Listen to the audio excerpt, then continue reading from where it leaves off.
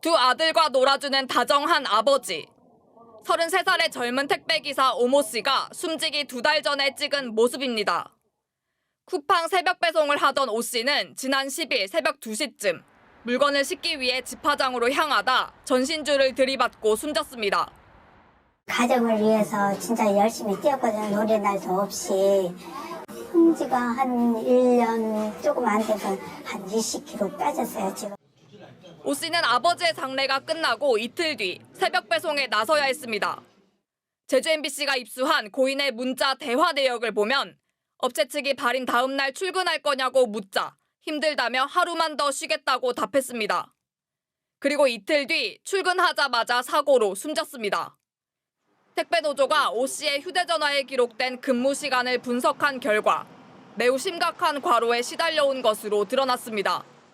오 씨는 평소 저녁 7시부터 다음 날 새벽 6시 30분까지 11시간 30분씩 주 6일을 근무했는데 야간 근무 30% 할증을 적용하면 일주일에 평균 83.4시간에 이릅니다.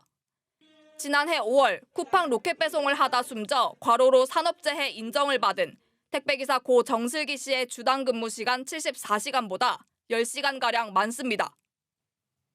평소 오 씨와 아내가 나눈 문자 대화 내역에도 졸음운전을 조심하라는 이야기가 여러 번 등장합니다.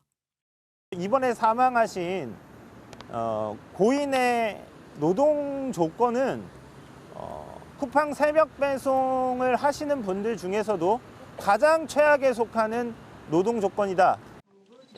택배노조는 철저한 진상조사와 산재 인정, 유가족에 대한 쿠팡 측의 사과를 요구했습니다. 쿠팡은 책임을 인정하고 유가족에게 사죄해야 합니다. 노동자들이 무사히 집으로 돌아갈 수 있도록 야간 배송 시스템 전면 재검토에 나서야 합니다. 이에 대해 쿠팡 측은 입장을 내기 어렵다고 밝혀왔습니다. 작년에 이어 올해도 새벽 배송을 하던 택배기사가 숨지면서 일하다 죽지 않을 권리가 지켜져야 한다는 목소리가 높아지고 있습니다. MBC 뉴스 박현주입니다. 지난해 7월 21일 쿠팡 협력업체 소속 배송기사가 자택 화장실에서 쓰러진 뒤 사흘 만에 숨졌습니다. 사인은 급성 심근경색. 근로복지공단은 업무와 사망 사이에 상당한 인과관계가 인정된다며 업무상 질병, 과로사로 판정했습니다.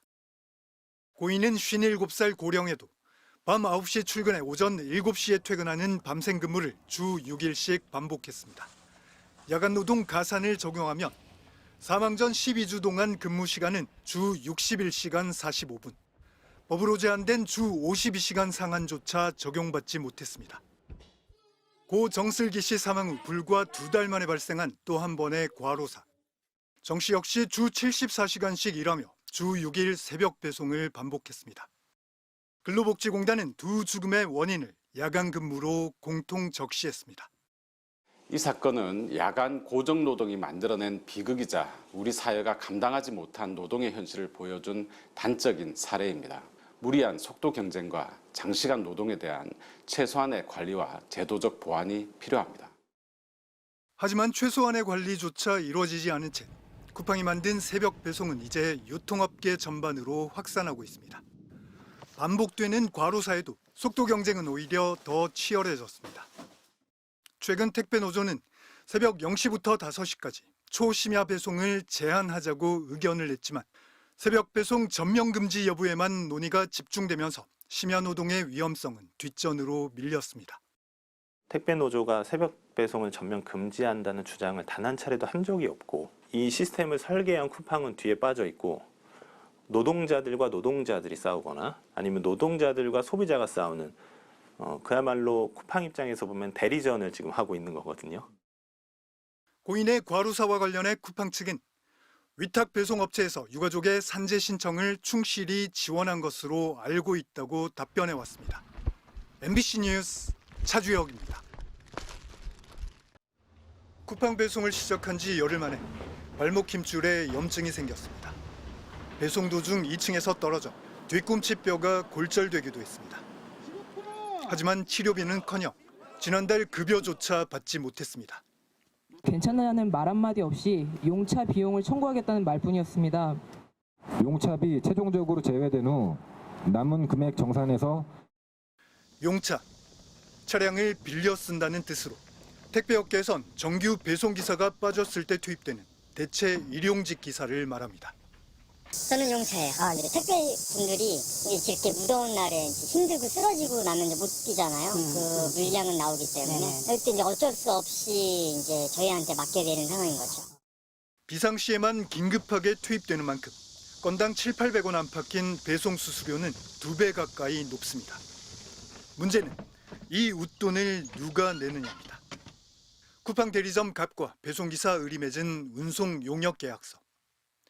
용차비는 을, 즉 배송기사가 부담한다고 적혀 있습니다. 일하다 다쳐도 몸이 아파도 예외는 없습니다.